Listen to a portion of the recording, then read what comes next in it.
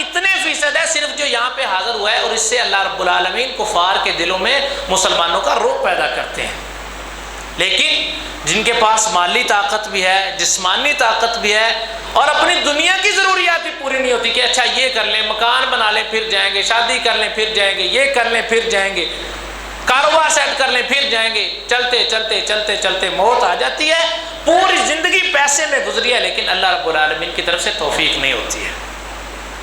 للہ علی الناس حج البیت من استطاع الیہ سبیلا۔ اب کچھ لوگ ایسے ہوتے ہیں جن کو اللہ رب العالمین نے مالی طاقت سے نہیں نوازا ہے۔ اللہ رب العالمین فرماتے ہیں کہ نحن قسمنا بینہم معیشتہم فی الحیاۃ الدنیا ورفعنا بعضہم فوق بعض درجات لیتخذ بعضہم بعضا سخریا۔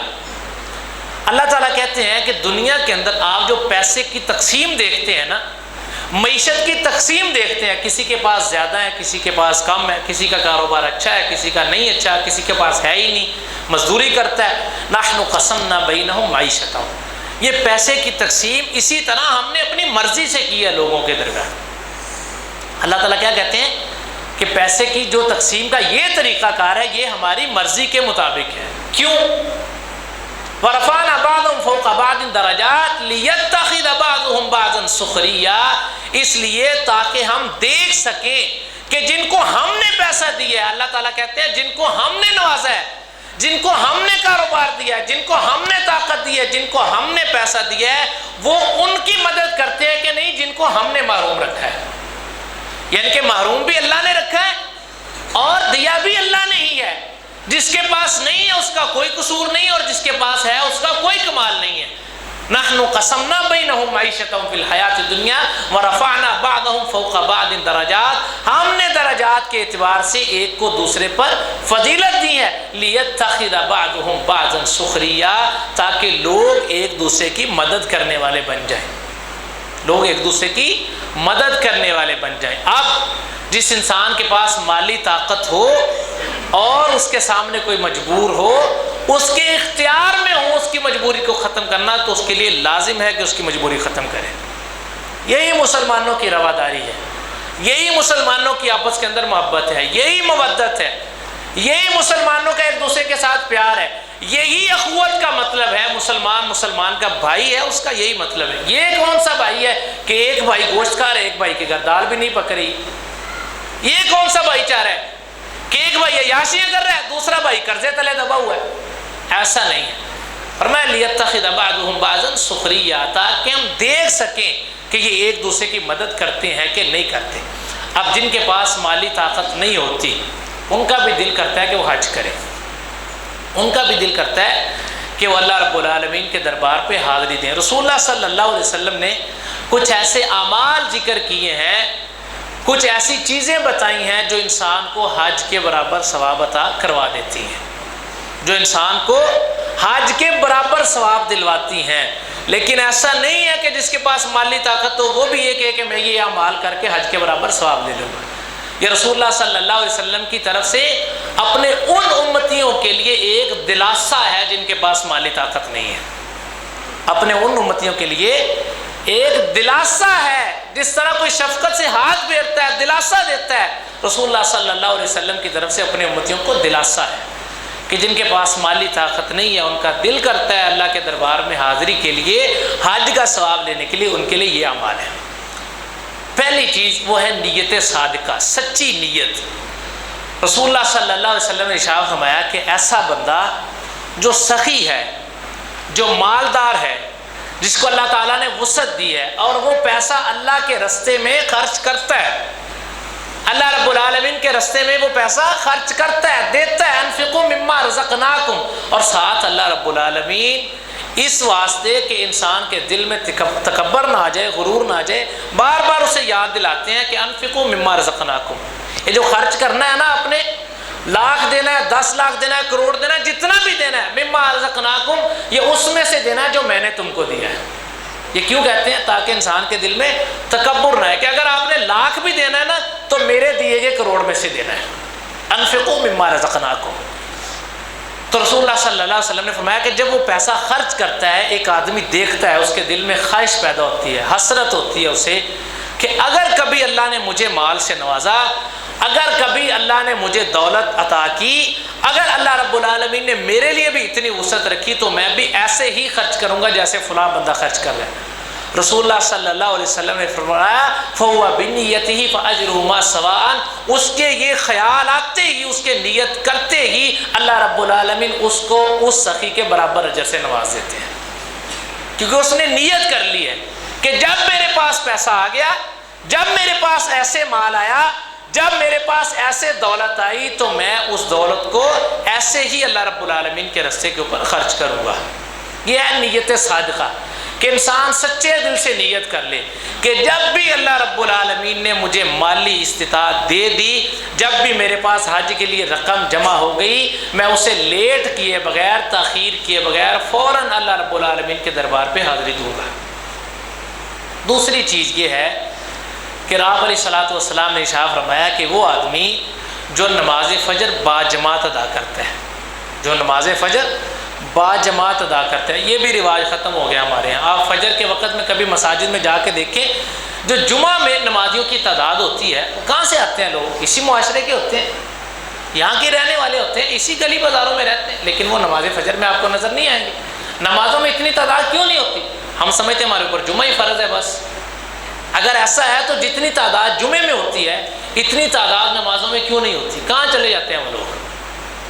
تو فکر ہی نہیں ہے۔ ہمارا الارم ہی 7 بجے کا سیٹ ہوتا ہے کہ 7:30 میں نے کام پہ پہنچنا، 7 بجے کا الارم لگا لیں۔ کتنے مسلمان ایسے ہیں جن کو نماز فجر کا ٹائم بھی نہیں معلوم ہوگا؟ آپ علیہ الصلوۃ والسلام نے ارشاد فرمایا کہ جو بندہ نماز فجر با جماعت ادا کرتا ہے اور اس کے بعد مسجد میں ہی ٹھہر جاتا ہے، نماز فجر با جماعت ادا کرتا ہے اور اس کے بعد مسجد میں ہی ٹھہرتا ہے وقت اشراق تک، اشراق کا وقت ختم، اشراق کا وقت ہونے تک مسجد میں ٹھہرتا ہے، ذکر اذکار کرتا ہے، اللہ رب العالمین کی عبادت کرتا ہے، اور جب اشراق کا وقت ہو جاتا ہے تو وہ 2 رکعت نماز ادا کرتا ہے۔ اللہ کے رسول صلی اللہ علیہ وسلم نے ارشاد فرمایا کہ اللہ تعالیٰ اس کو حجۃ و عمرۃ تامۃ تامۃ تامۃ، مکمل حج عمرے کا، مکمل حج عمرے کا، مکمل حج عمرے کا 3 مرتبہ آپ علیہ الصلوۃ والسلام نے تصدیق کی مہر لگائی ہے کہ میں گارنٹی دے رہا ہوں کہ اللہ تعالیٰ اس کو مکمل طور پر حج اور عمرے کا ثواب عطا فرمائے۔ جو بندہ نماز فجر با جماعت ادا کرتا ہے اور اس کے بعد وقت اشراق تک مسجد میں بیٹھ کے ذکر اذکار کرتا ہے، اس کے بعد اشراق کے 2 نوافل ادا کرتا ہے۔ تیسری چیز آپ علیہ الصلوۃ والسلام نے ارشاد فرمایا من خرج من بیتی متطہرا الی الصلاۃ، جو بندہ گھر سے باوضو ہو کر فرض نماز کے لیے نکلتا ہے، کل حاجی، اللہ کے رسول صلی اللہ علیہ وسلم نے فرمایا وہ اس طرح ہے جس طرح حاجی اپنے راستے کے اوپر چل رہا ہے، جس طرح حاجی حج کے راستے کے لیے نکل پڑا ہے، باوضو ہو کر، طاہر و مطہر ہو کر، وضو گھر سے کر کے مسجد کے لیے نکلتا ہے نماز پڑھنے کے لیے، اللہ رب العالمین کے ہاں وہ ایسے ہی ہے جس طرح حاجی حج کرنے کے لیے جا رہے ہیں۔ اب فکر ہی نہیں ہے، نماز کا بالکل رواج ہی ختم ہو گیا۔ لا تلکم اموالکم ولا اولادکم عن ذکر اللہ۔ اللہ رب العالمین نے فرمایا کہ ایسی اولاد اور ایسا مال آپ کے لیے ہلاکت ہے جو نماز سے آپ کو غافل کر دے، ایسی دکان، ایسا کاروبار ہلاکت ہے جو آپ کو نماز سے دیر کروا دے، ایسا بزنس، ایسا کام چھوٹا ہو یا بڑا، ایسی ڈیوٹی، ایسی نوکری جو آپ کی نماز لیٹ کروا دے، جو آپ کو نماز سے غافل کر دے۔ فرمایا لا تلہکم اموالکم ولا اولادکم، اے ایمان والو ایسے مال سے اور ایسی اولاد سے اللہ کی پناہ مانگنا، بچنا، ایسا نہ ہو کہ مال اور اولاد آپ کو ہلاکت میں ڈال دے اور آپ کو اللہ کی یاد سے غافل کر دے۔ تو یہ تیسری چیز ہے۔ چوتھی چیز ہے اپنے والدین کے ساتھ حسن سلوک۔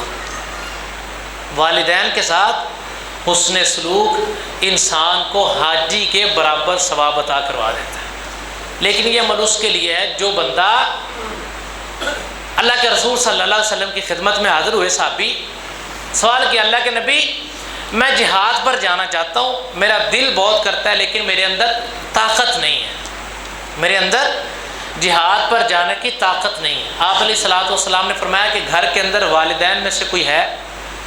اس نے کہا اللہ کے رسول صلی اللہ علیہ وسلم میری ماں زندہ ہے۔ آپ علیہ الصلوۃ والسلام نے ارشاد فرمایا کہ جاؤ جا کر اس کی خدمت کرو، اس سے دعائیں لو، اس کے ساتھ اچھا سلوک کرو، وہ آپ کے لیے حج کے بھی برابر ہے، عمرے کے بھی برابر ہے اور جہاد کے بھی برابر ہے۔ لیکن یہاں پہ جہاد کو انڈر ایسٹیمیٹ نہیں کرنا، جہاد کو کمتر نہیں دکھایا، اس کو کہا جس کے پاس جہاد کے لیے طاقت نہیں ہے، جس کے پاس جسمانی طاقت نہیں ہے، جس کے پاس طاقت ہے اس کے لیے جہاد ہی زیادہ فضیلت والا عمل ہے، اس کے لیے جہاد ہی زیادہ فضیلت والا ہے۔ جس کے اندر جہاد کے لیے طاقت نہیں ہے اس کو اللہ کے رسول صلی اللہ علیہ وسلم نے ارشاد فرمایا کہ گھر کے اندر جاؤ، والدین میں سے جو بھی حیات ہے اس کے ساتھ حسن سلوک کرو، ان کی خدمت کرو، ان کی بات مانو، جہاں سے وہ روکتے ہیں رکو، جس کا حکم دیتے ہیں اگر وہ شریعت کے خلاف نہیں ہے تو اس کو مانو۔ آپ کے لیے اسی کو اللہ رب العالمین جہاد بھی بنا دیں گے، حج بھی بنا دیں گے اور عمرہ بھی بنا دیں گے۔ پانچویں اور آخری چیز آپ علیہ الصلوۃ والسلام نے ارشاد فرمایا کہ جب کوئی حج کے لیے جاتا ہے، جب کوئی حج کے لیے جاتا ہے اور پیچھے اس کے اہل خانہ کی جو کفالت کرتا ہے، اس کی ذمہ داریاں نبھاتا ہے گھر کی، اس کو بھی اللہ رب العالمین اس حاجی کے برابر ثواب عطا کرتے ہیں۔ یہ وہ اعمال ہیں جن کے ذریعے انسان حج والا ثواب حاصل کر سکتا ہے، بشرطے کہ اس کی نیت خالص ہو، اور یہ نیت ہو کہ جب بھی اللہ رب العالمین نے مجھے مالی طاقت سے نوازا تو میں لازماً اللہ کے دربار پہ حاضری دوں گا۔ اللہ رب العالمین سے دعا ہے کہ جو کچھ بیان کیا آپ نے سماعت کیا، اللہ تعالیٰ کہنے والے کو بھی اور سننے والوں کو بھی ان باتوں پر عمل کرنے کی توفیق عطا فرمائے۔ اللہ تعالیٰ ہمیں اسلام کی روح کو سمجھنے کی توفیق عطا فرمائے۔ اگر کوئی کوتاہی ہوئی ہو تو اللہ رب العالمین اپنی رحمت سے معاف فرمائے۔ سبحان ربک رب العزت عما یصفون وسلام علی المرسلین والحمد للہ رب العالمین۔